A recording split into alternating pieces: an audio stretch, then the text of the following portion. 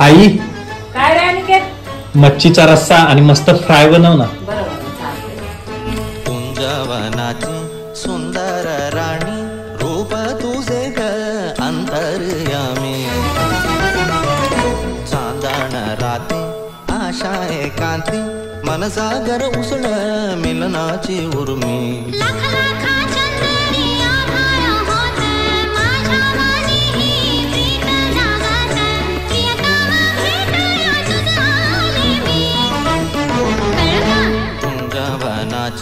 सुंदर राणी रूप तुझे ग अंतर्यामी